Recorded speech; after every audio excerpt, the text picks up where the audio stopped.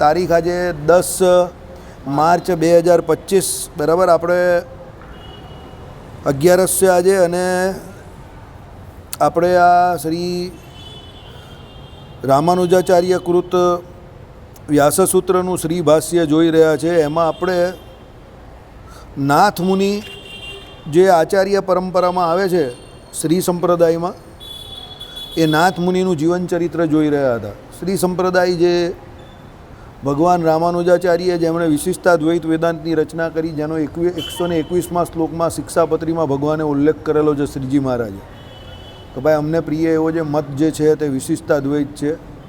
અને 100મા શ્લોક મુજબ રામાનુજાચાર્યનું ગીતા ભાષ્ય અને શ્રી ભાષ્ય એ બંને ભગવાને આધ્યાત્મ શાસ્ત્ર માનેલું છે. એટલે આપણે આ શ્રી ભાષ્ય જે છે એની આપણે સત્સંગી જીવન ગ્રંથની આપણે ત્યાં પૂર્ણાહુતિ થઈ પછી શરૂઆત કરેલી છે રોજે રોજના અનુક્રમમાં. અને એ મુજબ આપણે જોયું કે ભાઈ સનાતન કાળમાં જે સૌથી કપરો કાળ આપણો હતો કયો, તો ખ્રિસ્તીઓ આપણા દેશમાં આવ્યા એ પહેલાંનો અને એ પછીનો જે સમય અત્યાર સુધીનો જે ગયો તો આપણો સનાતન સંસ્કૃતિનો બહુ કપરો કાળ ગયો.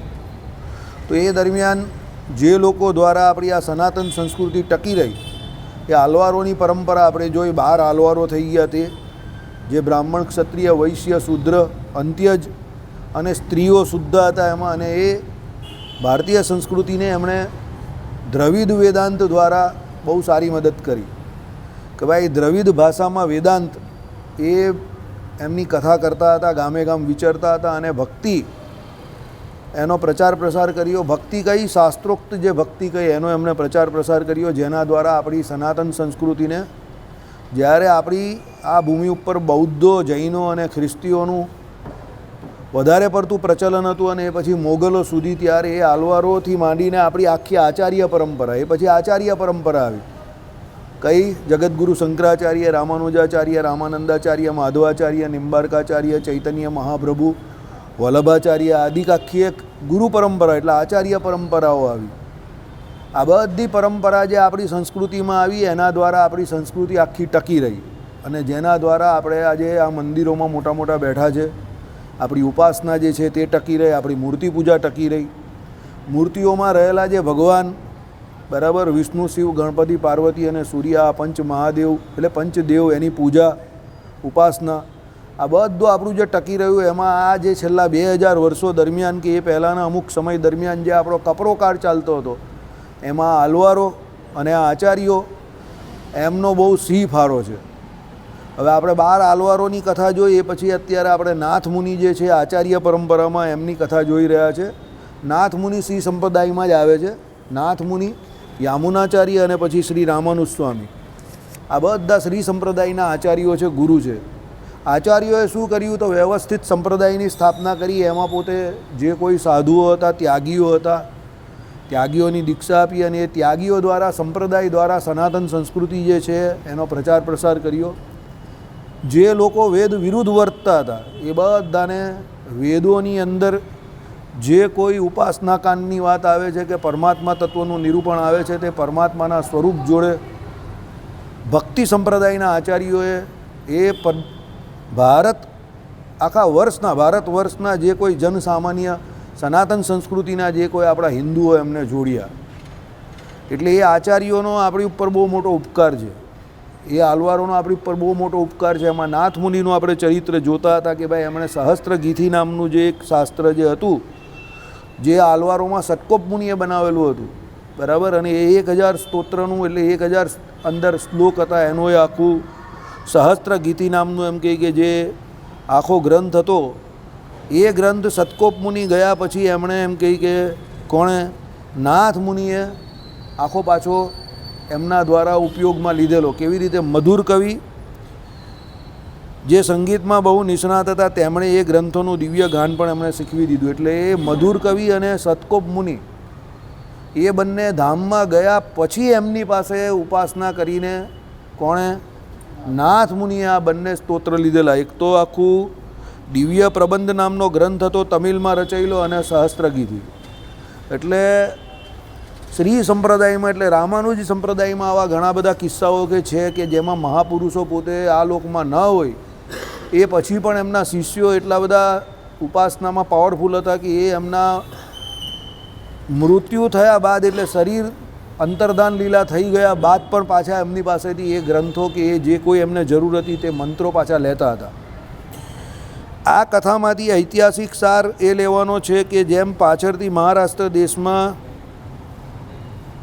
કે આપણે જોયું કે ભાઈ દ્રવિડ વેદાંત જે છે ઉભય વેદાંત શબ્દ પ્રયોજાય છે એટલે દ્રવિડ દેશના પ્રાચીન ધર્મગ્રંથો કાળે કરીને એની ઉપેક્ષા થઈ હતી. એનું પુનરુજ્જીવન જે પુષ્કર શ્રમ લઈ નાથ મુનિએ કર્યું અને શ્રીરંગ વગેરે મંદિરોમાં તમિલ સ્તોત્રોનું ગાન દાખલ કર્યું. એટલે આપણે એ ગયા વખતે જોયું હતું કે ભાઈ તમિલ જે ભાષા એટલે આપણે ત્યાં આમ પણ જે રિજિયોનલ ભાષાઓ જે છે પ્રાદેશિક ભાષાઓ તે બધી મૃતપ્રાય થવા માંડી છે.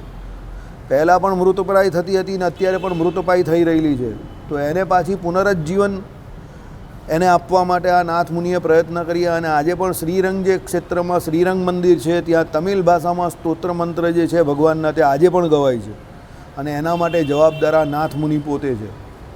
એટલે ઘણી વખત શું હોય મેન બિહાઇન્ડ પ્રોડક્ટ એ હું તમને હંમેશા કહું છું, તમારે તમારી જે ભૂમિકા છે એને સમજવી પડશે. સમજો તમે બહાર કેવી રીતે વર્તો છો, તમારું બિહેવિયર કેવું છે, એ બધી વસ્તુ 5-10% જ મેટર કરે છે કે તમે કોની જોડે શું વાત કરો છો, કેવી રીતે વાત કરો છો, શું કરો છો, એ બધી વાત 5-10% મેટર કરે છે. એકચ્યુઅલી તમારી ભાવના શું છે, તમે કરવા શું માંગો છો અને તમે એના માટે કયા પગલાં ભરો છો એ મેઇન બાબત છે, મુખ્ય બાબત છે.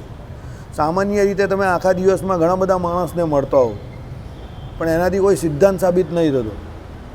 સમજો, કારણ કે ઘણી વખત ઘણા બધા માણસને તમારે મળવું પડે, આમને આમ પણ મળવું પડે. તમે અમુક કામ ન કરવા ઈચ્છતા હો તો પણ કરવા પડે, એનાથી કોઈ સિદ્ધાંત સાબિત નહીં થતો.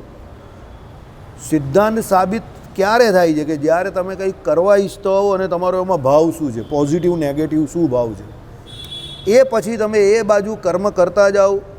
એમાં તમારી કેટલી ત્વરા છે, ગતિ છે, એની ઉપર ડિપેન્ડ છે, એની ઉપર આધાર છે કે તમને એ કર્મફળ પ્રદાતા ઈશ્વર કેટલું ઝડપથી કેટલું ફળ આપે. એટલે આપણે જેટલી ત્વરા છે એટલે આપણે જેટલી ઉત્કંઠા ભગવાનને મેળવવામાં છે તો એ ભગવાન મળશે, માયાને મેળવવામાં છે તો એ માયા મળશે. જે કંઈ કામમાં તમે જેટલી ઉત્કંઠાથી એ કામ કરશો એટલી જલ્દી તમને જ્યારે જોઈશે ત્યારે એટલી સફળતા મળશે. એટલે અહીંયા નાથ મુનિના ચરિત્રમાં એ જ જોવા મળે છે કે ભાઈ તમિલ વેદાંત જે કહ્યું હતું, તમિલ વેદ આખું જે હતું, તમિલ ભાષામાં જે સ્તોત્ર મંત્ર હતા, દ્રવિડ વેદાંત જે આખું હતું જે મૃતપ્રાય થઈ ગયેલું એમણે પાછું પુનર્જીવિત કરી નાખ્યું. નાથ મુનિ જેવા ભક્ત વિદ્વાન અને તે પછી તેવા જ જેવા ભક્ત વિદ્વાન તેવા જે યોગી હતા એક વખત મૃત્યુનો સમય પાસે આવતા શ્રી રામ સીતાના ધ્યાનમાં લીન થઈ સમાધિ કરીને બેઠા હતા. આપણે ત્યાં ભક્તોના ઘણા બધા પ્રકારો હતા.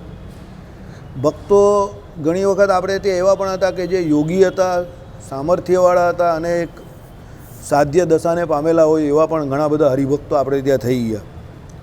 એટલે મૃત્યુનો સમય પાસે આવતા એટલે રામ સીતાના ધ્યાનમાં લીન થઈ સમાધિ કરીને બેઠા હતા. એટલે એમને સમાધિ થતી હતી. એટલે એ યોગની જે સૌથી છેલ્લી પરિપક્વ અવસ્થા સમાધિ જે કહી અષ્ટાંગ યોગ પછી છેલ્લે અષ્ટાંગ યોગનું ફળ જ એ છે કે સમાધિ થવી.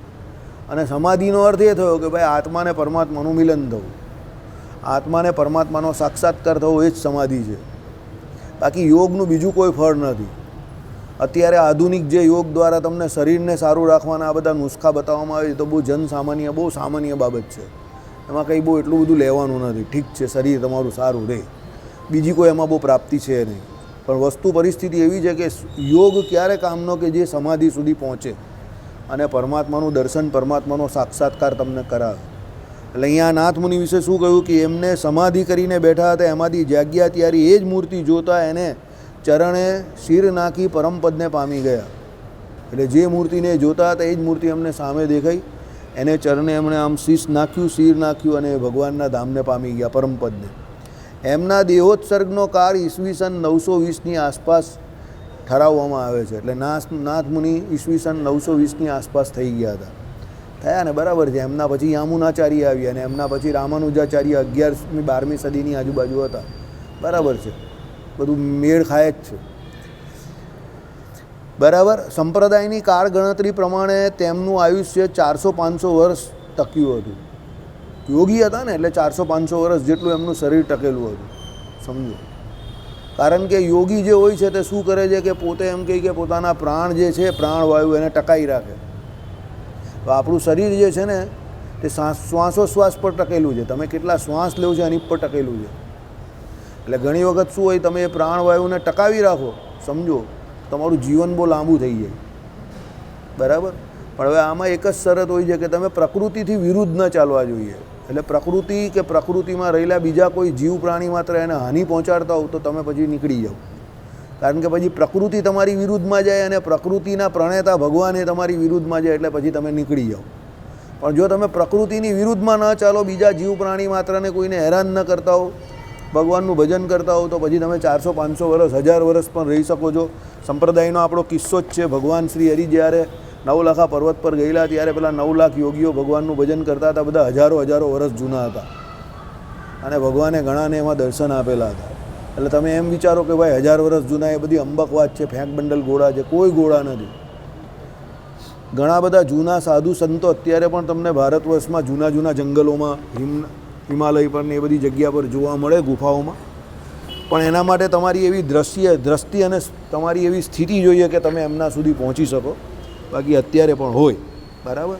કારણ કે આપણા શાસ્ત્રોમાં ચોખ્ખું લખેલું છે ભરતખંડને વિશે, ભગવાનના અવતારો, સાધુ સંતો આ બધા વિચરતા જ હોય છે.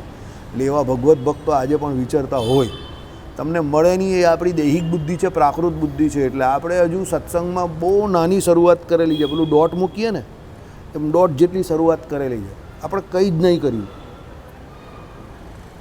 આપણા કંઈક પૂર્વના સુકૃત ઉદય થયા અને પરમાત્માની કોઈ કૃપા દ્રષ્ટિ છે એટલે આપણે એક આમ ડોટ નાનું સરખું મૂકીને હજુ શરૂઆત કરેલી છે સત્સંગમાં. એટલે કોઈએ જરા પણ અહંકાર કે અભિમાન કે એવી ખાન ખાવી નહીં. અને મહાત્માની ખોટી ઓત નહીં લેવી કે ભાઈ મને ભગવાન મળેલા છે ને આમને તેમને પ્રગટ ભગવાન મળી ગયા ને હવે તો મારા માટલાનું પાણી પીએ તે કલ્યાણ, આમને તેમને એ બધી જે વાત છે ને મહાત્માની, એ મહાત્માની વાત મહાત્માની રીતે બરાબર છે. એવા સત્સંગી આપણે હોઈએ તો. પણ આપણે ગઈકાલે વાત કરેલી એ પ્રમાણે 207મા શ્લોકમાં શું કહ્યું છે શ્રીજી મહારાજે? બોલો. શિક્ષાપત્રીનો 207મો શ્લોક બોલો. બોલો ભગત, બોલ જય. શિક્ષાપત્રી 207મો શ્લોક.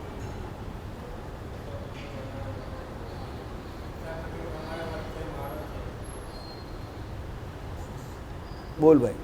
207મો શ્લોક શિક્ષાપત્રીનો.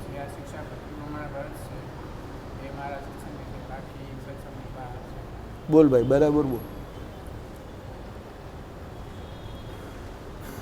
જે આ શિક્ષાપત્રી પ્રમાણે ન વર્તે તે અમારા સંપ્રદાયની બહાર છે. એવું કોણે જાણવું? અમારા સંપ્રદાયવાળા જે કોઈ સત્સંગી હોય તેને જાણવું. હવે હું તમને પૂછું, બહુ નેકેટ સવાલ પૂછું છું, એકદમ ખુલ્લો જ સવાલ, કે શિક્ષાપત્રી આખી પાળે એવા આખા આપણા સંપ્રદાયમાં કેટલા લોકો હશે? બતાવવા માટે નહીં. જો આ એક અહીંયાની વાત છે જે હમણાં આપણે કરીએ, 2 મિનિટ પહેલાં કરીએ કે તમારો ભાવ બરાબર. શિક્ષાપત્રી પ્રમાણે 212ની વર્તે એવા કેટલા લોકો હશે?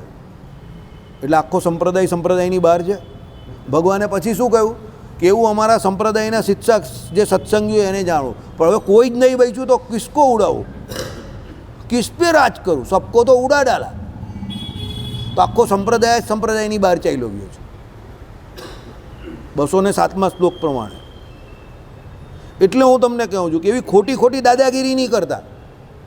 જો કોઈ હકીકતમાં જોરદાર ભગવાનનું ભજન કરનારો, કોઈ જોરદાર ધારદાર ભરાવદાર માણસ જોડે તમારા શિંગડા ભેરવાઈ ગયા ને, એવા ખતરનાક ભેરવાઈ જશે ને કે ચડ્ડી બડ્ડીની તો વાત છોડો, માથાની પાગની વાત છોડો, મનુષ્ય જન્મ તમને મળ્યો ને એમાં તમે ફાંફા પડી જશે.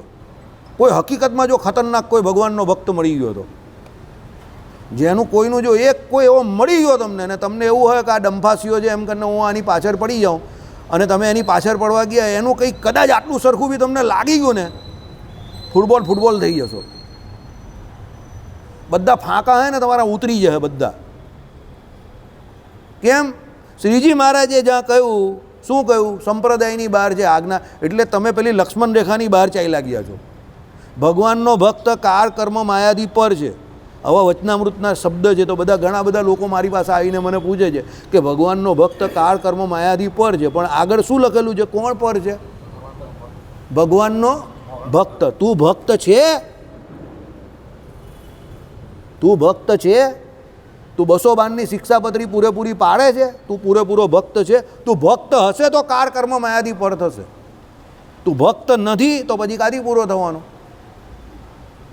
એટલે જે શબ્દો શાસ્ત્રોમાં લખેલા છે એમાં પેલી નિર્વિકલ્પ અને સવિકલ્પ સ્થિતિની જેમ ઘણી બધી સ્થિતિ ભેટ છે. કારણ કે લખવાવાળાએ જે શબ્દ લખેલા છે તે એની સ્થિતિ પ્રમાણે લખેલા છે, અને વાંચવાવાળા જે વાંચે છે તે એની સ્થિતિ નહીં જોતા અને પોતાની સ્થિતિ પ્રમાણે એવું વિચારે છે કે મને આવું ફળ મળે જે આમાં લખેલું છે. અરે તને કાથી ફળ મળે? કારણ કે લખેલા છે તે એની સ્થિતિ ઓર હતી અને તારી સ્થિતિ કઈ ઓર છે.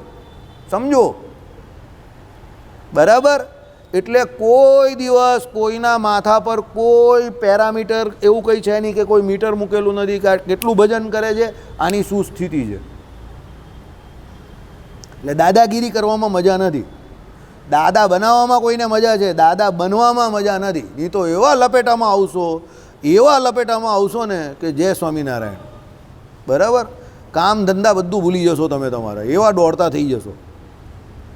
ભગવાન તમારી વારે ક્યારે આવશે? દુર્વાસા અને અમરીશ એનું બેસ્ટ ઉદાહરણ છે. દુર્વાસા જેવા તેવા નહીં હતા. શિવજીનો અંશ અવતાર કહે છે દુર્વાસાને, અને એના જેવો પણ જો અમરીશનો દ્રોહ કર્યો તો ત્રિલોકીમાં કોઈ બચાવવાળું હતું નહીં. બરાબર? ભગવાન વિષ્ણુ પાસે ગયા કે ભાઈ આ તમારું જે કંઈ એમ કહે કે સુદર્શન ચક્ર મારી પાછળ મને આગથી બાળે છે, હું તો જઈ આવ્યો, બ્રહ્માજી પાસે જઈ આવ્યો, શિવજી પાસે જઈ આવ્યો, પણ કોઈ કંઈ બધા જ ના પાડે કે આ તો તમારું છે, તમે જ મદદ કરો. તો ભગવાન કે અત્યારે તો એ મારું પણ નથી, કારણ કે મેં એને એવા ધંધે લગાડેલું છે કે મારા ભક્તોના રક્ષણ માટે તારે કામ કરવાનું છે. તે મારા ભક્તનું રક્ષણ કરે છે અત્યારે, એટલે એ મારા ભક્તની અમરીશની સેવામાં છે, એટલે તારે જવું તો એની પાસે જ પડશે. દુર્વાસાને પ્રોબ્લેમ શું હતો ખબર જ તમને? દુર્વાસાને એમ કે હું બ્રાહ્મણ શ્રેષ્ઠ અને આ ક્ષત્રિય રાજા અને એ ભગવાનનો ભક્ત, કહેવાતો ભક્ત, અને હું શ્રેષ્ઠ, અને આજે એના કયા મુજબ એટલે એની આજ્ઞામાં સુદર્શન, અને એ મને હેરાન કરે છે, બ્રાહ્મણને, એ પણ મને, ને મારાથી કંઈ થતું નથી. ને આ બ્રહ્મા વિષ્ણુ ને મહેશ એ પણ કંઈ નહીં કરી શકતા. બળતરા છૂટેલા નહીં એના. તમે માનશો નહીં, એ સુદર્શન ચક્રને જ્યારે અમરીશજીએ કહ્યું અને છૂટું પડી જાય એમ કરીને પછી એ છૂટી ગયા, પછી પણ દુર્વાસાના બળતરા નહીં ગયેલા. એને બદલો લેવાની ભાવના હતી એમને, એ પછી પણ સમજજો. અને એ પછી પણ એમણે બદલો લેવા માટે પ્રયત્ન કરેલા, ફાવેલા નહીં પણ પ્રયત્ન તો કરેલા. આઈડિયા આવી ગયો? એટલે મારો કહેવાનો મતલબ તમે સમજી ગયા ને? ભક્ત તો દુર્વાસા પણ હતા અને ભક્ત તો અમરીશ પણ હતા, પણ ભારી કોને પડી ગયું? દુર્વાસાને. કેમ ભારી પડી ગયું? કારણ કે રોંગ ટ્રેક પર ચાલતા હતા.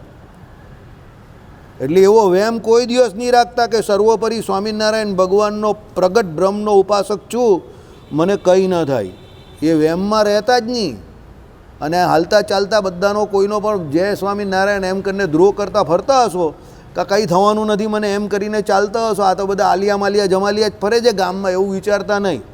કોઈ વજનદાર માણસનો કોઈ દિવસ અંગૂઠો પણ પડી ગયો ને તો પછી પેલા કૈલાસ જેવું થઈ જશે. રાવણને એવો બહુ હતું ફાંકો હતો કે ભાઈ ઉચકી નાખું કૈલાસને, હલાવી નાખું, અને હલાવવા ગયેલા ખાલી શંકરજીએ શું કર્યું આમ કરીને અંગૂઠો જ જે સિંહાસન પર હતો ને અંગૂઠો જ નીચે મૂક્યો. એમાં તો રાવણને આવું જ બધું થઈ ગયું. અમૃતાંજન બાણ યાદ આવી ગયો. સમજી ગયા? એ આખો કૈલાસ લાવવાની વાત કરતો હતો.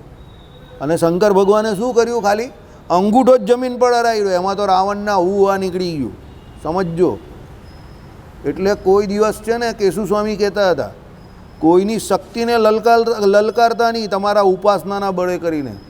નાંદેડ મંદિરમાં વાસુદેવ ભગત છે ને કોઠારી, એને પણ જઈને પૂછી લેજો. કોઈ પણ શક્તિને લલકારતા નહીં, કોઈની કોઈ પણ શક્તિને લલકારતા નહીં કે તમને બહુ ભારે નિશ્ચય છે, તમે બહુ ભારે ઉપાસક છો. અહીંયા હનુમાનજીને ગાળ દેનારા માણસ મેં મારી નજર સમક્ષ જોયા છે, અનુભવ સિદ્ધ જ્ઞાન, કે એ હું કરી લેવાનો. પછી એ લોકો જે શબ્દ બોલે મારે તમને કહેવો નથી. એના જ ઘરમાં એની દીકરીઓને વળગાર થયા તો પછી અહીંયા જ આવવું પડેલું. એ જ વાસુદેવ ભગત પાસે. સર્વોપરી સ્વામિનારાયણના ઉપાસકને પછી હનુમાનજીને સરને જવું પડેલું. બરાબર? એટલે તાકાત અજમાવાની વાત જ નહીં કરતા કે બહુ ભજન કરું છું, બહુ ધર્મ નિયમ પાળું છું, બીજાના ઘરનું પાણી પણ નહીં પીતો, ટામેટાના ભજીયા બી જાતે બનાવીને જ ખાઉં છું, સાસુના હાથનું નહીં ખાતો, સસરાના હાથનું નહીં ખાતો એમ કરીને બહુ ધર્મ નિયમ પાડું છું એમ દાદાગીરી બતાવવા ગયા ને તો કોઈ ખતરનાક માણસ મળી ગયો ને, જય સ્વામિનારાયણ, બધી તાકાત નીકળી જાય એક જ સાથે. સમજી ગયા? પેલો બેઠો બેઠો કંઈક એવી મૂઠ મારી દેશે ને કે તમે દોડતા થઈ જાઓ ખતરનાક. કારણ કે સૌથી મોટી બાબત ઉપાસના છે, યાદ રાખજો. જેમ આખી દુનિયા અત્યારે આ માયાનું જે કાર્ય જે છે ને, માયાનું ચક્ર આખું અર્થ ઉપર ચાલે છે. સમજો, અહીંયા જેની પાસે પૈસા સત્તા વધારે એની તાકાત વધારે, એમ જે આપણું આ આધ્યાત્મિક જગત છે ને એ ઉપાસનાનું જગત છે. જેની એમાં ઉપાસના ભારી એ ભારી. સમજો, અમરીશની ઉપાસના ભારી હતી. એ આખો દિવસ ભલે રાજા હતા પણ આખો દિવસ એનો કેવો જતો હતો? ભગવાનમાં જતો હતો. એટલે સુદર્શનને એણે ભગવાને શું કહેલું? ભાઈ તારા રાજ્યની રક્ષા મારું સુદર્શન કરશે. હવે જેના રાજ્યની રક્ષા સુદર્શન કરતું હોય એનું બીજું કોઈ કંઈ બગાડી શકે? હવે તમે ન કરે નારાયણ, કોઈ હાલતા ચાલતા ને એવાને જોઈ લો, આમ બેઠો બેઠો રામ નામ કે કંઈ નામ ભજન કરતો હોય ને તમને એમ કે આનામાં શું છે? કંઈ નહીં, હું તો સર્વોપરી સ્વામિનારાયણનો ઉપાસક. અને તમે એની જોડે છેડા અડાડવા ગયા, કંઈ ક્રોસ કનેક્શન થઈ ગયું. બરાબર, આવી ગયા તકલીફમાં. હું અહીંયા ભગવાનને આપણા નાના નહીં કહેતો, ઈષ્ટદેવના નિશ્ચયને નાના નહીં કહેતો, આપણા શાસ્ત્રોના શબ્દોને પણ કે આપણા સંપ્રદાયને નાનો નહીં કહેતો. પણ હું તમને કહું છું શું તે સાંભળો, કે અહંકારના મદમાં ભગવાને શું કહ્યું એ સાંભળો. ધર્મ પાળતા હોય, જ્ઞાન હોય, વૈરાગ્ય હોય કે ભક્તિ હોય, એ બધી વસ્તુ બરાબર છે, પણ એનો મદ કે અહંકાર બહુ ખોટી વસ્તુ છે. એનો અહંકાર થયો ધર્મ પાળવાનો પણ, કે મારા જેવા કોઈ ધર્મ નહીં પાળતું, તો તમને તમારા બાપા બધે મળી જ જશે. તમારાથી ખતરનાક કોઈ ધર્મ પાળવાવાળો તમને તમારા જીવનકાળમાં જ મળશે. તમને એવો જ્ઞાનનો એવું હશે કીડો કે મને બહુ જ્ઞાન છે મારા જેવું કોઈ નહીં, તો તમને કોઈ કાકો મળી જ જશે ખતરનાક. ભાગવતના શ્લોક બધા મોઢે બોલતો, સમજો, 18,000 આખી ગીતાજી મોઢે બોલતો મળી જશે તમને. અરે શ્રીભાષ્ય આખું મોઢે તમને સંભળાઈ દે એવો મળી જશે. અરે બધા વેદાંત સંભળાઈ જાય તમને સંસ્કૃતમાં ટીકા સાથે એવા મળી જાય. ચલો, બહુ છે એવા, ઘણા બધા છે, તમને બોલે ઓળખાય નહીં એવા. અરે સંસ્કૃતમાં ટીકામાં આખું સંસ્કૃતમાં જ બધું ભણાવે એવા તમને મળી જાય. વિભક્તિ શુદ્ધ સાથે, ઉચ્ચારણ શુદ્ધ સાથે, ઉદ્દત અને અનુદ્દત બંને સ્વર સાથે એ ગાતા મળી જાય તમને. બોલો, એવા ખતરનાક માણસો છે વિદ્વાનો. પણ જો અહંકાર કરે તો ગયો. તમને વૈરાગ્ય છે કદાચ, ચાલો તમે સફેદ લુગડા જ પહેરો છો અને તમને એવું છે કે મને બહુ વૈરાગ્ય છે, બીજા કોઈને નથી, તો તમને આવા બધા હજાર વર્ષ જૂના પેલા ગુફામાં રહેનારા જોઈશો, તમને થઈ કે આ મને તો કંઈ વૈરાગ્ય જ નથી, આ તો આલા જગ્યા પરથી ખસતા જ નથી. અમે તમે ભક્તિની વાત કરશો તો 18 20 કલાક 22 કલાક ભજન કરનારા માણસો આ પૃથ્વી પર અત્યારે હયાત છે. 22 કલાક ભજન કરનારા, 1.5 કલાક આળા પડે છે, 1.5 કલાક, 1.5 આવર ઇન દે. 22 કલાક ભજન કરનારા માણસ છે આ દુનિયામાં અત્યારે. સમજો, એટલે ભક્તિનો પણ એવો અહંકાર ન કરતા. બરાબર, ટાઈ ફીસ થઈ જાય, ક્રોસ કનેક્શન લાગ્યા ને કશે તો. એટલે જે કંઈ કરો ભગવાનને કૃષ્ણાર્પણ કરી દેવું ને કોઈનો બોજ નહીં માથા પર. હલકા, એકદમ હલકા રહેવાનું. કંઈ પણ કરો હલકા. મળો કોઈને પણ તો એકદમ હળવાશથી મળો. એવી રીતે ન મળો કે મેં કંઈ બહુ મોટી ટોપ ફોડી નાખી છે. આને મળો તો છોકરાને પણ મળો તો એકદમ હળવાશથી મળો, આને મળો તો હળવાશથી 2 શબ્દ હળવા બોલો.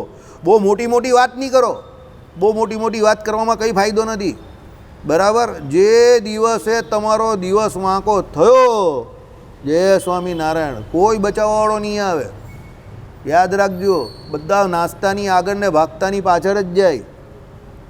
બરાબર, મેં જોયેલા છે હનુમાનજીને ગાળ દેનારા માણસો. તમને હજુ પણ કહું, તમે કહું તો નામ સુદ્ધા આપી શકું છું, પણ નામ આપવામાં ફાયદો નથી. એટલે સમજો. બરાબર, આ બોર્ડ કાઢવા આવેલા, સામેનું બોર્ડ લટકી જઈને કાઢવા આવેલા અમારા ગયા પછી, અને પછી અમારા અનિલભાઈએ બૂમ પાડી અને અમે ઉપર ગયા અને એને મેં ત્યારે જ કહ્યું કે આ ખોટી જગ્યા પર તું હાથ મારે છે. મંદિર આવતો બંધ થઈ જશે. મંદિર આવતા તો ભાઈ આવે જ કે નહીં મને નહીં ખબર, પણ બીજી ઘણી બધી રીતે પછી એ થઈ ગયા. મને મળેલા વચ્ચે, મને કહે કે ભગત જય સ્વામિનારાયણ. મેં તો કંઈ નહીં, આપણે કંઈ હતું જ નહીં ત્યારે, પણ ઠીક છે. પણ કહેવાનું તાત્પર્ય શું છે? કોઈને અડવા જવાનું નહીં. સમજજો, બધાનું કંઈ ને કંઈ હોય જ છે આ દુનિયામાં. જો દુર્વાસા જેવાને અડી જતું હોય તો આપણી કાં કઈ હેસિયત છે? આપણે કોણ છે ખેટકા બેગન? એટલે નિર્માની થઈને ભગવાનનું ભજન શાંતિથી કર્યા કરવાનું, કોઈ પણ પ્રકારની ઈચ્છા વગર. જ્ઞાનીનું સ્વરૂપ જ આ છે.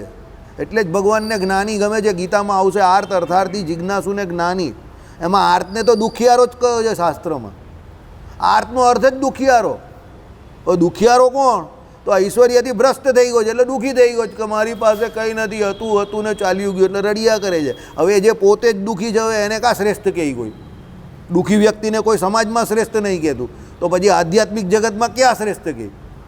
અર્થાર્થી એ આપણા મંદિરમાં જે 90% લોકો આવે છે તે એને શું જોઈએ છે? ઐશ્વર્ય, અર્થ જ જોઈએ છે. એટલે ભગવાન જોડે જોડાયેલા છે, સમજો. એને ભગવાનને કોઈ લેવા દેવા જ નથી. એ કેમ ભગવાન જોડે જોડાયેલા છે? અર્થાર્થી છે, ઐશ્વર્ય, પૈસા જોઈએ છે.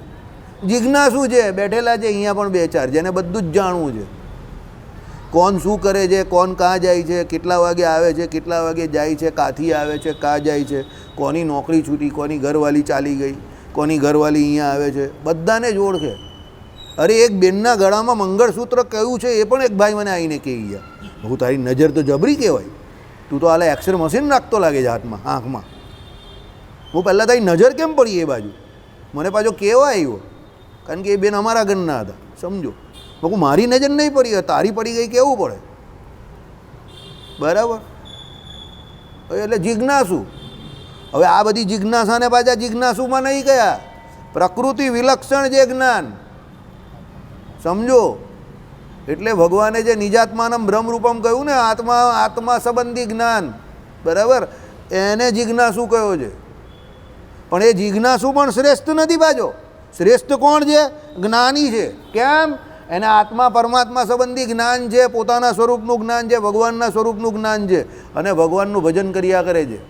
એને પહેલાં આર્તની જેમ ઐશ્વર્યથી ભ્રષ્ટ થયો તો પાછું ઐશ્વર્ય નહીં જોઈતું, અર્થાર્થીની જેમ એની પાસે કંઈ હતું જ નહીં ને જોઈતું એવો પણ નથી, અને એને જાણવાની પણ ઈચ્છા નથી કે લાવ બધું જાણી જાઉં.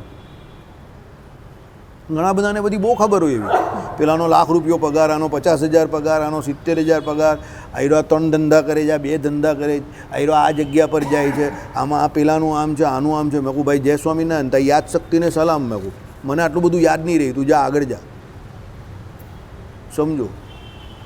બરાબર. બહુ ચિંતા લોકોની એને, ને એવા ઘણા બધા લોકો અહીંયા આવે છે. હું તો વિચારમાં પડી ગયો કે આ લોકોની જબરી મેમોરી છે, સમજો. પછી આ વિજયભાઈ કે એ પ્રમાણે એને શાસ્ત્રના 2 શબ્દ પૂછે તો ખજવારવા માંડે, પછી આમ કરતો, કારણ કે મેમરીનો ઉપયોગ એણે સંસારમાં કર્યો, તો પછી આ કાથી યાદ રહી? બરાબર. એટલે આ લોકોની આ બધી તમને સ્ટોરી કેમ કહી? તમને એમ કે આ બધી સ્ટોરી કાથી કહી? આ બધી સ્ટોરી તમને એટલે કહી કે આ લોકો જેવી સ્થિતિ આપણી આ કારણે નહીં થતી, કારણ કે આપણે આપણી જે જ્ઞાન શક્તિ છે એનો શું કરીએ છીએ? દુરુપયોગ કરીએ છીએ. બાકી આપણામાં બહુ ખતરનાક શક્તિ ભગવાને મૂકેલી છે. અંશા-અંશી ભાવ જે કહ્યો ને, બરાબર, એ અંશા-અંશી ભાવ ધર્મે કરીને છે, જીવ અને પરમાત્મા વચ્ચે, સ્વરૂપે કરીને નથી. તો પરમાત્મામાં જે લક્ષણો કે ગુણો જે છે ને તેના અંશ ભગવાને આપણામાં મૂકેલા છે. જ્ઞાન શક્તિ આપણામાં છે, અલ્પ છે પણ છે તો ખરી ને. માયા જેવા આપણે જડ તો નથી ને. આપણે કોઈ જડ કહીએ તો આપણે ખોટું કેમ લાગી જાય છે? આપણે કોઈ જડ કહીએ તો ખોટું લાગે છે. તમે આ બોર્ડને જડ કહ્યું તો આ બોર્ડને ખોટું લાગે છે? બોર્ડ ઉપર શબ્દ તો બધા બ્રહ્મસૂત્રના લખેલા છે, તો પણ ખોટું નહીં લાગતું. પણ આપણે ખોટું કેમ લાગે? કારણ કે આપણે જડ નથી. તો જડ કોણ છે? તો માયા છે. તો માયા જડ છે, તો ચેતન કોણ છે? તો પરમાત્મા છે. તો પરમાત્માથી એક્ઝેક્ટ ઉલટી છે માયા, કારણ કે પરમાત્મા કેવા છે? તો પરમ ચેતન છે. તો માયા કેવી છે? તો જડ છે. પણ એની આપણે જીવ કેવો છે? તો એ પણ ચેતન જ છે. એટલે આપણામાં પરમાત્મા જેવા લક્ષણ છે, ગુણ છે, ભલે અલ્પ છે પણ છે. કીડી, નાની કીડી પણ હોય ને આમ આંગળી મૂકો તમે, આડી ચાલશે, ઊંધી ચાલશે, સીધી નહીં આવે પછી, એને પણ એનો જીવ વાલો છે, સમજો. એટલે આપણે જડ નથી, આપણે ચેતન છે. હવે આપણામાં ભગવાને આ મનુષ્ય જન્મ આપ્યો ને એટલા બધા ચમત્કાર રાખેલા છે. દૂરદર્શન, દૂર શ્રવણ, દહર વિદ્યા, અક્ષી વિદ્યા, આ બધું આપણે શીખી શકીએ છીએ. અહીંયા બેઠા બેઠા આપણે ઘણું બધું કરી શકીએ છીએ. કાલે જ એક બેનનું સાંભળ્યું, એક અત્યારે એક કુટુંબમાં જે એક બેન જે છે, અતિ 2 પેઢી પહેલાં, એટલે દાદીમાં, એમનું શરીર નહીં ચાલતું હતું. તો ગજરાબાને ફરિયાદ કરી કે મારું શરીર નહીં ચાલતું, આખી જિંદગી ઘનશ્યામ મહારાજના દર્શન કર્યા, તો શું કરું? તો ગજરાબાએ એમને આશીર્વાદ આપ્યો કે તમને ઘરે બેઠા બેઠા દર્શન થશે. તો એમનો અંતકાળ આવ્યો ત્યાં સુધી એમને ઘનશ્યામ મહારાજના ઘરે બેઠા બેઠા દર્શન થતા હતા. ચાલો બોલો, તમને ફેંક બંડલ ગોળું જ લાગશે કે તમે ફેંકી રહેલા છો, બરાબર, પણ બની શકે છે, સમજો. દુનિયામાં જે ઘટના આપણે પોતે ન જોઈ હોય કે આપણે પોતે એનો અનુભવ ન કર્યો એટલે આપણે ફેક બંડલ ઘોડા લાગે, પણ એ હકીકતમાં શક્ય હોય છે. આનું આ જોવો નહીં તમે, મરી ગયા પછી પણ, દેહ છોડ્યા પછી પણ આ લોકો પાછું જ્ઞાન આપવા આવે છે ને. તમારી શ્રદ્ધાનો વિષય છે, બરાબર. ચાલો, એટલે 400-500 વર્ષ એમનું શરીર ટક્યું હતું. એ અસંભવિત ગણનામાંથી એક એટલું તાત્પર્ય નીકળે છે કે તેમના પછીના શ્રી રામાનુજાચાર્ય આદિ જેમ શતાયુષ થયા હતા તેમ નાથમુનિ પણ લાંબી વૃદ્ધાવસ્થા ભોગવીને સ્વધામે ગયા હશે. રામાનુજાચાર્ય બહુ લાંબુ જીવેલા, 120 વર્ષ જીવેલા. શતાયુષ એટલે 120 વર્ષ, 100 વર્ષ ઉપર જીવેલા એમ. એટલે આ પણ બહુ લાંબુ જીવેલા. યાદ રાખજો, કન્યા હોય ને, આ ડિસિપ્લિન છે, શિષ્ટાચાર છે. કન્યા જે હોય એટલે બહેનો ખાસ કરીને, ચાલો એની ઓછી ઉંમર કેવું તો એ રાજી થાય. સમજજો, આ ટ્રીક છે. બહેનોને એની ઓછી ઉંમર કેવું તો રાજી થાય, અને સાધુ સંતોની જેમ મોટી ઉંમર કેવું તેમ એ રાજી થાય કે આ સાધુ બહુ જૂના છે. આઈડિયા આવી ગયો? એટલે સાધુની ઉંમર લાંબી એટલે એની પ્રતિષ્ઠા વધારે, અને બહેનોની ઉંમર જેટલી ઓછી એટલી એની પ્રતિષ્ઠા વધારે. કેમ? સાધુનું જીવન જે છે એ જેટલું લાંબુ એટલે સમજવાનું એટલો એ યોગી મોટો છે, એટલું એણે ભજન વધારે કરેલું છે. અને બહેનોનું જેમ ઉંમર નાની કેમ કહીએ છીએ તો આપણે જાણીએ જ છે, કારણ કે એ લોકોને બધા જે ફટાકા ચટાકા ભટાકા જે હોય છે, બધાને દેહનો જ મહિમા છે, બરાબર. એ લોકોની ઓળખાણ એ લોકો દેહથી જ માને છે, શરીરથી જ માનતા હોય, એટલે એ લોકોની નાની ઉંમર કહી તો જ રાજી થાય. તમે જરા કંઈ આમ તેમ બોલ્યો એટલે એને એમ થઈ જાય કે આ મારું અપમાન કરી નાખ્યું. સમજી ગયા? હવે આ બધી શિષ્ટાચાર, ડિસિપ્લિન છે. એટલે અહીંયા આ બધા સાધુઓની, રાજા ગુરુઓની ને આ બધાની ઉંમર કહેવામાં આવે છે કે ભાઈ આ બધા 27 વર્ષ જીવતા હતા, એટલે આ બધા બહુ પ્રખર યોગીઓ હતા, બધા સિદ્ધ અવસ્થાને પામેલા અને ભગવાનના કહેવાથી, ભગવાનના સંકલ્પથી આ લોકને વિશે પધારેલા હતા. સમજો. એટલે અહીંયા શું કહ્યું કે ભાઈ નાથ મુનિ પણ લાંબી વૃદ્ધાવસ્થા ભોગવીને સ્વધામે ગયા છે. પરંતુ એ ઉપરાંત બીજી એક ઐતિહાસિક વાત પુરવાર થાય છે કે ષટકોપ મુનિ અને મધુર કવિથી માંડી એમના સમય સુધી ભાગવત સંપ્રદાયનો કોઈ મહાન ઉપદેશતા થયો હતો નહીં. એને પરિણામે એ સંપ્રદાય ઉચ્છિન્ન થઈ ગયો હતો. સમજો શું કહ્યું કે ભાઈ ષટકોપ મુનિ અને મધુર કવિથી માંડી એમના સમય સુધી ભાગવત સંપ્રદાયનો કોઈ મહાન ઉપદેશતા થયો ન હતો. એટલે ષટકોપ મુનિ અને મધુર કવિ એ આ બધા કોણ છે? છેલ્લા આ જે 12 આલવારો થયા ને, એમાં જો મધુર કવિ અને આ જે તમે કહી દો ષટકોપ મુનિ, એટલે 10મા અને 11મા નંબર પર છે. સમજો. હવે એ પછી જે વચ્ચેનો પીરિયડ આવ્યો ને, એ ડ્રાય પીરિયડ આવ્યો. શૂન્યાવકાશ પરિસ્થિતિ કહીએ ને, કોઈ બહુ મોટા સંત કે આચાર્ય એ સમયમાં થયા ન હોવા જોઈએ. એટલે ત્યારે આપણા સનાતન સંસ્કૃતિનો પ્રચાર પ્રસાર જે છે તે અટકી ગયેલો, એમ એવું કહેવા માગે છે. સમજો, બરાબર. હંમેશા કોઈ વાક્યને સમજવું હોય તો આગળ પાછળના અનુસંધાન લઈ લેવાના, એટલે ગરબડ ન થાય. પાછું એક વખત વાંચું તે સાંભળો કે ભાઈ ષટકોપ મુનિ અને મધુર કવિથી માંડી એમના સમય સુધી, એમના સમય એટલે નાથ મુનિના સમય સુધી વચ્ચે શું થયું કે ભાઈ ભાગવત સંપ્રદાયનો કોઈ મહાન ઉપદેશતા થયો હતો નહીં. એને પરિણામે સંપ્રદાય ઉચ્છિન્ન થઈ ગયો હતો. તે આલવારો પછી પહેલો વહેલો એમણે જ ચાલતો કર્યો. એટલે બધા 12 આલવારો થઈ ગયા પછી આ નાથ મુનિએ એ પરંપરા મુજબ ભાગવત ધર્મ જે કહેવાય કે આપણા સંપ્રદાયો ભાગવત સંપ્રદાય ખરા, એનો પ્રચાર પ્રસાર એમને ચાલુ કર્યો નાથ મુનિએ. આ રીત છે કે ષટકોપ મુનિ અને મધુર કવિની સાથે એમને જોડવાના યત્નમાંથી એમને માટે આ લાંબા આયુષ્યની કલ્પના ઉત્પન્ન થઈ હશે એમ લાગે છે. સમજો કે ભાઈ એમનું લાંબુ આયુષ્ય કેમ કહ્યું છે? આ કારણે કે ભાઈ પેલા ષટકોપ મુનિ અને મધુર કવિ પછી વચ્ચેનો પીરિયડ જે છે તે વર્ષમાં પણ આ પણ હોવા જોઈએ નાથ મુનિ, તો એમ કે નાથ મુનિ દ્વારા આગળ પ્રચાર પ્રસાર થયો હશે એવું કહી શકાય. એટલે એમની લાંબી આયુષ્ય 400-500 વર્ષની હોઈ શકે, આવી એક ગણતરી કરે છે આ લોકો. નાથ મુનિએ પ્રાચીન તમિલ ગ્રંથોનો ઉદ્ધાર કર્યો. તમિલ ગ્રંથોનો એમણે ઉદ્ધાર કર્યો. હું તમને આજે પણ કહું છું, જેટલા પણ વિદ્વાન માણસ છે એ બધાને જો સમજતો હોય તો અહીંયાથી આ જગ્યા ઉપરથી એક હાકલ કરવામાં આવે છે પ્રેમથી કે જેમ બને તેમ વધારે ગુજરાતી ભાષાની અંદર ગ્રંથોની રચના કરો.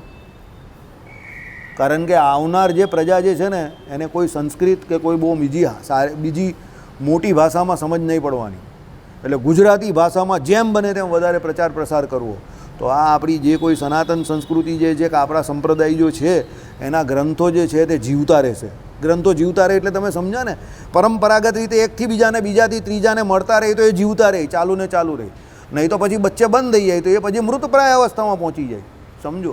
હવે અત્યારે આપણે બધા બેઠેલા છે, આ બધું ગુજરાતીમાં લખેલું જ તો આપણે સમજીએ, આ જ બધું સંસ્કૃતમાં લખેલું હોય તો તમારામાંથી ને મારામાંથી કોણ સમજી શકે? તો આ પાછું આનું જે શ્રી ભાષ્યનું જે આપણે આ જે રિવાઇવલ થયું કે આને આપણે જે આ શરૂ કર્યું એનું મુખ્ય કારણ શું? કારણ કે આ ગુજરાતીમાં અત્યારે આપણી પાસે છે. એટલે જે વ્યક્તિ ભણેલા છે, સમજદાર છે, એને સૌથી વધારે પોતાની ભાષામાં એ ગ્રંથને રચવાનો પ્રયત્ન કરવો, અને એ પણ જનસામાન્ય ભાષા કે બધાને સમજ પડે. સમજો. ત્યાં બેઠેલા વ્યક્તિથી માંડીને અહીંયા બેઠેલા વ્યક્તિને બધાને સમજ પડે અને સરળતાથી સમજ પડે. તો તમારા જે શાસ્ત્રો ટકી રહેશે, તો ભાગવત ધર્મ ટકી રહેશે, તો તમારો દાખલો સબર થશે. તમે વિદવત્તામાં એ બતાવવા માટે પછી પેલા ભદ્રેશની જેમ ખોટું ખોટું કોઈ શાસ્ત્ર બહાર પાડશો અને તમને તો માનપાન મળી જશે.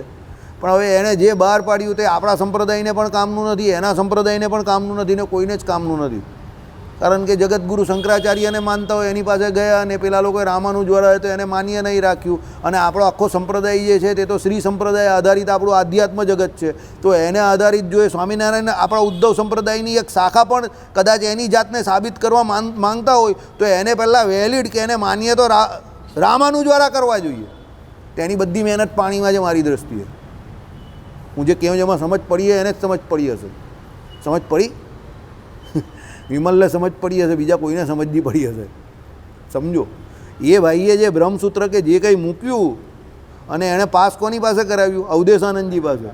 તો અવધેશાનંદજીને તો એને તો રામાનુજ વેદાંત જોડે કંઈ લેવા દેવા જ નહીં. અને જેને રામાનુજ વેદાંત જોડે લેવા દેવા છે બરાબર, એ લોકોએ તો એને શું કરી દીધું? રદબાતલ કરી નાખ્યું. તો પછી એની મહેનતનો કોઈ મતલબ જ નહીં ને. સમજો. એટલે આવું આંધળું નહીં કરતા. હું કહેવાનો મતલબ સમજો. જે પરંપરાગત રીતે ચાલતું હોય એ પ્રમાણે ચાલજો. પોતાની વિદવત્તા બતાવવા માટે કે પોતાને આમ લોકો ગામમાં વાહવાહી કરે એના માટે આવું આંધળું નહીં કરતા કે એમ ભાઈ આપણી પરંપરા રામાનુજની છે, આપણું આધ્યાત્મ જગત આખું રામાનુજ પર ટકેલું છે. તો જે કંઈ કરો તો એ મર્યાદામાં રહીને કરજો. એ મર્યાદાની બહાર જઈને કરશો તો કોઈ માન્ય જ નહીં રાખે. બરાબર. આ કામ આ લોકોએ કરેલું છે કે એ લોકો સંપ્રદાયની એ મર્યાદામાં રહ્યા અને એ પ્રમાણે ભાગવત ધર્મને એમણે જીવતો રાખ્યો. એટલે આપણા સુધી આ બધું પહોંચેલું છે. સમજો. ચાલો. એટલે પણ જાતે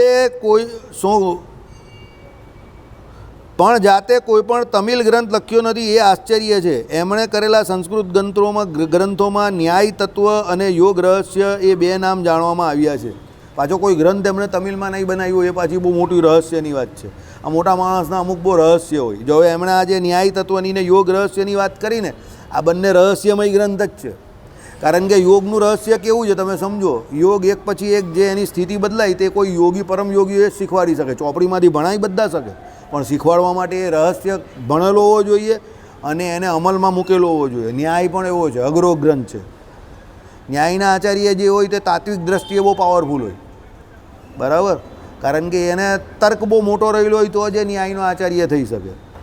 ઇન્ટેલેક્ચ્યુઅલ જે વ્યક્તિ હોય તે જ ન્યાયમાં આચાર્ય થાય. વેદાંત એના પછી આવે. ન્યાયવાળો સૌથી વધારે અઘરો હોય. સમજો. જેમાં આપણામાં તમારામાં લૌકિકમાં આપણે જોઈએ ને એન્જિનિયરિંગ સૌથી વધારે અઘરું છે સમજવું. એમાં એન્જિનિયરિંગમાં રોકેટ સાયન્સ સૌથી વધારે અઘરું. કારણ કે જરા એકાદ બે સેકન્ડનો કે એનો ફેર પડી જાય તો પેલો જે તમે લોન્ચ કરેલો હોય ને પેલો સેટેલાઇટ તે કેટલા કિલોમીટર દૂર જઈને ઉપર જાય આકાશમાં અને પછી એ કોઈ જગ્યા પર જ નહીં પહોંચે, આમ તેમ અટવાયા કરે. સમજ પડી? એ ત્રિશંકુ જેવી હાલત થઈ જાય. એટલે રોકેટ સાયન્સ આ લોકમાં સૌથી વધારે ડિફિકલ્ટ છે. એની ગણતરીઓ જે છે તે એકદમ માઇન્યુટ છે. સમજો. તેમ આધ્યાત્મિક જગતમાં તમે આ બધા જે દર્શન શાસ્ત્રો છે એમાં ન્યાય સૌથી વધારે તર્કવાળું છે, અઘરું છે. તત્વજ્ઞાન અઘરું જ છે, વેદાંત પણ અઘરું જ છે, આપણે ના નહીં પાડતા. પણ વેદાંતમાં પણ થોડી ઘણી સમજ ઘણાને પડે. ન્યાય બહુ અઘરું છે કારણ કે એમાં બધું તત્વવાળું એટલે તર્કવાળું વધારે આવે છે. સમજો. એટલે ન્યાયના આચાર્ય બહુ ઓછા જોવા મળે. હવે એ ન્યાય તત્વ ઉપર અને યોગ રહસ્ય એ બે જાણવામાં આવે છે. એ એમણે સંસ્કૃતમાં રચેલા. કોણે? નાથ મુનિએ. એટલે એ પોતે બહુ બ્રેઇની વ્યક્તિ હતા એવું સિદ્ધ થાય છે. માણસના કાર્ય ઉપરથી એના મગજ એટલે એની જ્ઞાન શક્તિનો તમે ચિતાર મેળવી શકો કે કામ શું કરે છે. સમજો.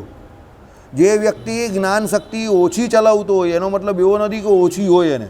ઘણાને એવું હોય કે દુનિયામાં બહુ શાંતિથી આસાનીથી કામ કરતા હોય અને ઘણા કામ આસાનીથી કરતા હોય પણ બીજું એનું જે કામ હોય તે બહુ મોટું કામ હોય, એ બહુ મગજ માંગી લે એવું હોય, પણ ત્યાં એની જ્ઞાન શક્તિ વધારે વપરાતી હોય એટલે આ બાજુ ઓછી વાપરતી હોય. રોહિત શર્મા જેવું, રોહિત શર્માની જેમ બીજો કોઈ રન શોર્ટ સ્ટ્રોક મારવા જાય ને તો આઉટ જ થઈ જાય, કારણ કે રોહિત શર્મા પ્યોર ટાઈમિંગવાળો બેટ્સમેન છે. એ જોરમાં નથી મારતો, એ ખાલી પ્લેસ જ કરે છે, બહુ જોરમાં નહીં મારતો એ સ્ટ્રોક, એનું પ્યોર ટાઈમિંગ હોય છે. અને જે દિવસ એનું ટાઈમિંગ બેસી ગયું, પીચ મેટર નહીં કરતી. કાલે ભારત મેચ જીતી ગયું એમાં રોહિત શર્મા જવાબદાર છે, સમજજો. કેમ? એણે જે 76 રન્સ બહુ આસાનીથી મારી દીધા એટલે બેઝ બહુ જોરદાર નાખી દીધો. બાકી 250 રન કાલની પિચ પર કરવા બહુ ડિફિકલ્ટ હતા. છેલ્લે 2-5 ઓવર મેં ઘરે જઈને જોઈ લી એટલે તમે કહો આ ડિફિકલ્ટ પિચ છે, બહુ સ્લો પિચ છે, રન થવા અઘરા હતા. પણ રોહિત શર્મા કેવો બેટ્સમેન છે, એને પીચ મેટર જ નહીં કરતી એ જે દિવસે રમે ત્યારે, કારણ કે એ સ્કિલફુલ બેટ્સમેન છે. તાકાત નહીં મારતો, એના સ્ટ્રોકમાં તાકાત નહીં હોય, સ્કિલ હોય, સમજો.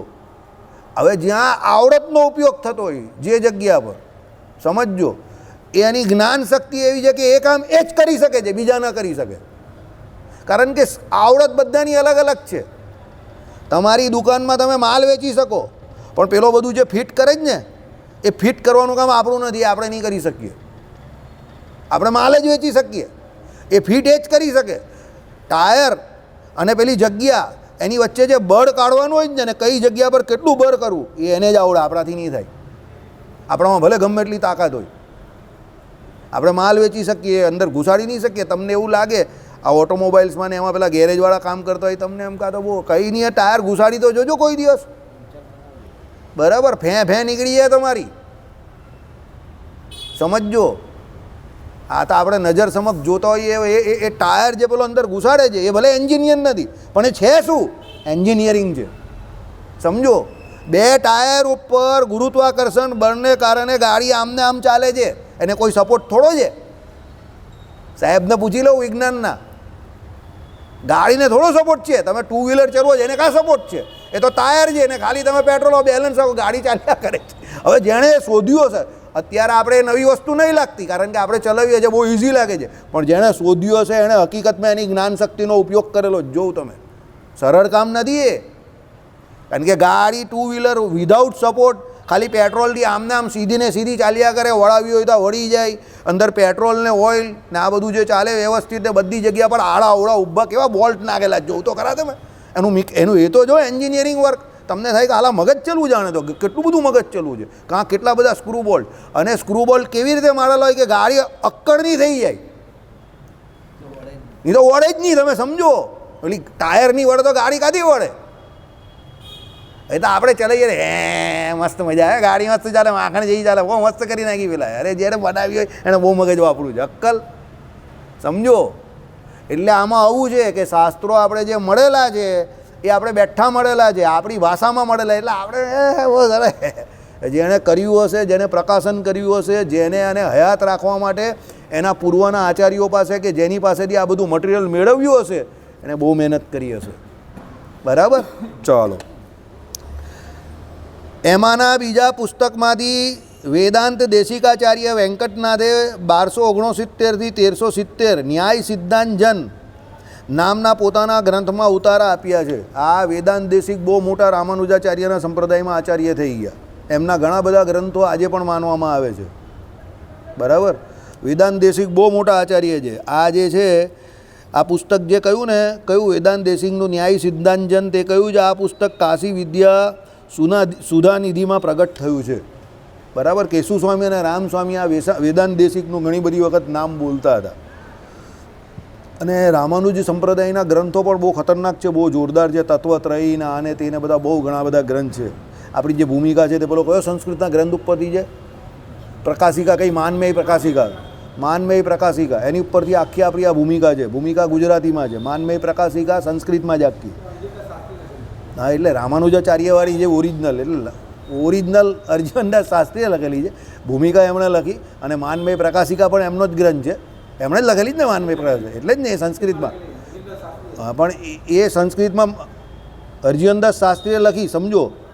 પણ એનું જો ઓરિજિનલ જે એનો બેઝ એ રામાનુજમાંથી છે ને, એ પણ સંસ્કૃતમાં જ છે બધું. આઈડિયા, કારણ કે અર્જુનદાસ શાસ્ત્રીએ તો બેઠું રામાનુજનું લીધું ને. આપણા સંપ્રદાયનું આધ્યાત્મિક શાસ્ત્ર જે છે તે એમણે જ લીધું છે બેઠું, એટલે એમણે પણ બીજેથી જ લીધેલું છે. એવું નથી કે એમનું પોતાનું છે, એમનું પોતાનું તો ચાલે જ નહીં ને, આધ્યાત્મિક જગતમાં પોતાનું ચાલતું જ નથી, એ તો ગુરુ પરંપરાગત જ હોય. એટલે આપણું રામાનુજની ગુરુ પરંપરા પ્રમાણે જ છે, અને એ પ્રમાણે છે એટલે જ આપણા સંપ્રદાયની વૈદિક માન્યતા છે. એ પ્રમાણે ન હોય તો આપણી વૈદિક માન્યતા ઘટે જ નહીં, સમજો. કારણ કે આ બધા ગામમાં કેટલા બધા બાપુઓ બધા ખોલીને બેઠેલા છે, પણ એની વૈદિક માન્યતા કેમ નહીં ઘટતી આવતી? કારણ કે એ આધુનિક છે અત્યારે. પ્રાચીન કોઈ પણ આચાર્ય જોડે એની જોડતી કરી નથી, આપણા સંપ્રદાયની એ કરી છે. કારણ કે સ્વપ્નને વિશે રામાનુજાચાર્યએ કોને દીક્ષા આપી? રામાનંદ સ્વામીને આપી. એટલે એનું આધ્યાત્મિક મહત્ત્વ વધી જાય છે. એટલા માટે સંપ્રદાયની વૈદિક માન્યતા છે, સમજો. બાકી જાતે જાતે એમ કહી દે કે હું બહુ મોટો સાધુ, હું બહુ આમ છું, મને બહુ જ્ઞાન છે, તો એની વૈદિક માન્યતા કોઈ નહીં. ગુરુ પરંપરાગત જ્ઞાનની અને ગુરુ પરંપરાગત આધ્યાત્મિક અવસ્થા છે એની જ વેલ્યુ છે. એકલા જાતે જાતે ભેગ ધારી લો એની કોઈ વેલ્યુ નથી. આ બધા મોટા મોટા સંપ્રદાય ખોલીને બેસી ગયા જ ને જાતે એ લોકો પોતાના હિસાબે દીક્ષા આપી દે છે. એ લોકોના અંદર બધા માનપાન આપ્યા કરે, પણ સનાતન સંસ્કૃતિમાં એ બધી દીક્ષાની કે એની કોઈ વેલ્યુ નહીં. કારણ કે ગુરુ પરંપરાગત થોડી છે, ગુરુ પરંપરા છે જ નહીં એ લોકો પાસે. ગુરુ પરંપરા તો આપણી પાસે છે, આચાર્ય પરંપરા ધર્મકુંડની જે છે તે આપણી પાસે છે. અને એ આચાર્ય પરંપરા ભગવાને કેમ સવિશેષ મૂકી? કારણ કે એ રામાનુજાચાર્યથી આપણા જે ચાલતી આવે છે, આપણા રામાનંદ સ્વામી અને એ પછી શ્રીજી મહારાજને, એ પછી જે કંઈ ચાલતી આવે, એટલે વચ્ચે ધર્મદેવ પણ આવે જ છે, અને પછી શ્રીજી મહારાજને એમણે ધર્મદેવના કુળના હોવાથી એમના જે બે ભાઈઓ એમના છોકરાઓને દત્તક પુત્ર તરીકે જાહેર કર્યા, સામે લખેલું છે, અને એ પરંપરા જાળવી રાખી. એટલે આપણી આ પરંપરામાં જે દીક્ષા આવે છે તે આપણે માન્ય રખાય છે, વેલિડિટી છે, સમજો. આખો ત્યાંથી ક્રમ આવે છે. બાકી એકલા જાતે તમે જે કંઈ કરો એની કોઈ વેલ્યુ નથી. આમાં તો ઘણા લોકો કહે કે ભાઈ આચાર્યએ પણ એના ધર્મમાં રહેવાની જરૂર છે, અને આચાર્યને પણ નહીં તો એનો મોક્ષ નહીં થાય ને એને પણ. અરે તું આચાર્યને ધર્મ બતાવનારો કોણ છે? આચાર્યએ બધાને ત્યાગીને ગૃહી બંનેને એના ધર્મમાં રાખવાના છે, અને આચાર્યએ પોતે પોતાના ધર્મમાં વર્તવાનું છે. તેમાં આપણે આચાર્યને કહેનારા કોણ? આપણી હેસિયત જ નથી. ભગવાને ચોખ્ખી ના પાડેલી છે આચાર્ય જોડે કોઈ પણ પ્રકારનો વાદ વિવાદ કરવો નહીં. તો એ તમારી કેટેગરીમાં જ નથી આવતું, તો તમે એની ભૂલકા શોધવા જવાનું, સમજો. બરાબર? એ ખોટી વાત છે. ચાલો. શ્રીપતિમ શ્રીધરમ સર્વદેવેશ્વરમ ભક્તિધર્માત્મજમ વાસુદેવમ હરે